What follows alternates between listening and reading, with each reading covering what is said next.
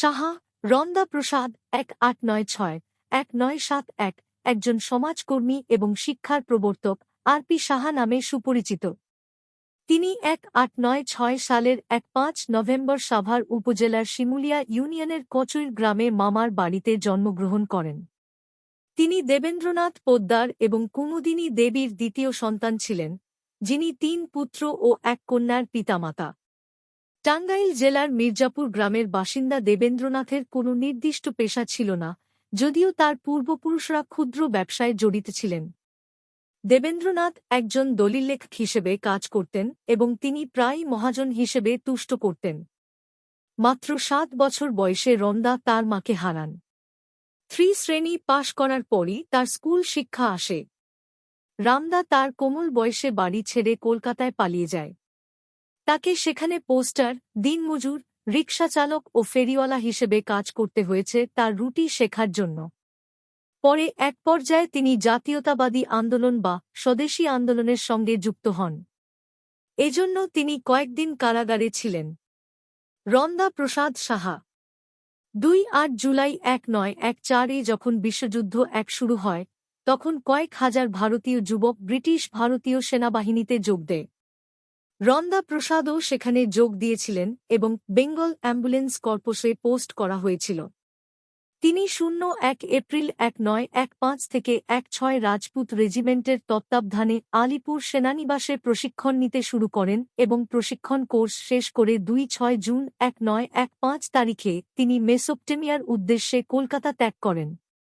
রানাদা তার ইউনিট নিয়ে মুম্বাই ও বসরা হয়ে 5 জুলাই 1915 সালে ইরাকের আমরা শহরে আসেন। তারা সেখানে বেঙ্গল স্টেশনারি হাসপাতাল খোলেন। তারপর রন্দাকে ডিভিশন 6-এর 2 ফিল্ড অ্যাম্বুলেন্স ইউনিটে সংযুক্ত করা হয়, যেটি বাগদাদ দখল করার জন্য 08 সেপ্টেম্বর 1915 তারিখে কুতালামারা, কুট রওনা হয়। কুট জয় করার পর 2 ফিল্ড অ্যাম্বুলেন্স ইউনিট বাগদাদের দিকে অগ্রসর হয়। পথিমধ্যে 2-2 ও 2-3 নভেম্বর তেসিফোন এলাকায় পৌঁছালে ব্রিটিশ ও তুর্কি বাহিনীর মধ্যে প্রচণ্ড যুদ্ধ হয়। রন্দা প্রসাদ সাহা কলকাতায় ফিরে আসার পর 1916 সালের নভেম্বরের 3য় সপ্তাহে সদ্য উত্থিত বাঙালি পল্টনে যোগ দেন। তিনি পরের ডিসেম্বরে ল্যান্স নায়েকের পদে উন্নীত হন এবং 2-5 আগস্ট 1917-এ জমাদার পদে উন্নীত হন। রন্দা কেন্দ্রীয় শারীরিক প্রশিক্ষণ এবং বেনেট ফাইটিং স্কুল, পুনাতে প্রশিক্ষণপ্রাপ্ত হন এবং পরের বছরের মাঝামাঝি সময়ে তিনি করাচি ডিপোতে প্রশিক্ষক হিসাবে স্থানান্তরিত হয়। লেফটেন্যান্ট ডিজে উইলকস এবং জমাদার রন্দা প্রসাদের নেতৃত্বে বাঙালি পল্টনের একটি দল 2-3 জানুয়ারি 1918 সালে নতুন সৈন্য নিযোগের জন্য 2 মাসের জন্য বাংলায় আসে। রন্দা তার বিশ্বাসযোগ্য বক্তৃতার দ্বারা সম্পূরক সামরিক মহড়া প্রদর্শনের জন্য সেনাবাহিনীতে যোগদানের জন্য যুবকদের অনুপ্রাণিত করার জন্য দেশের অনেক জায়গা পরিদর্শন করেছিলেন। একটি ঘোষণার পর 1918 সালের 1 নভেম্বর প্রথম বিশ্বযুদ্ধ বন্ধ করা হয় এবং তারপরে একটি ডিক্রিতে ইংল্যান্ডের রাজা পঞ্চম জর্জ 1919 সালের 2 জুলাইকে শান্তি দিবস হিসেবে ঘোষণা করেন।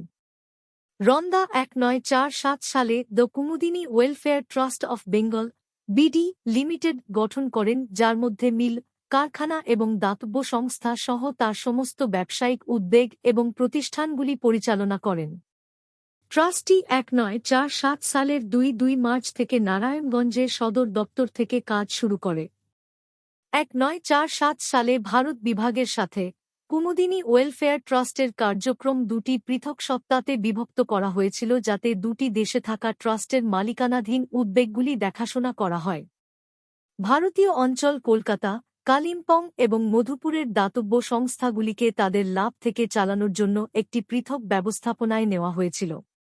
কুমুদিনী ট্রাস্ট নিজেই বাংলা অঞ্চলে পড়ে থাকা সংস্থাগুলি পরিচালনা করছে। কুমুদিনী হাসপাতালের উপর একটি স্মারক ডাকটিকিট প্রকাশ করে। 1971 সালের 7 মে মির্জাপুর থেকে পাকিস্তানি হানাদার বাহিনীর সহযোগীরা আর.পি. সাহা ও তার ছেলে ভবানী প্রসাদ সাহাকে অপহরণ করে এবং তাদের হদিস সম্পর্কে এখন পর্যন্ত কোনো খবর পাওয়া যায়নি।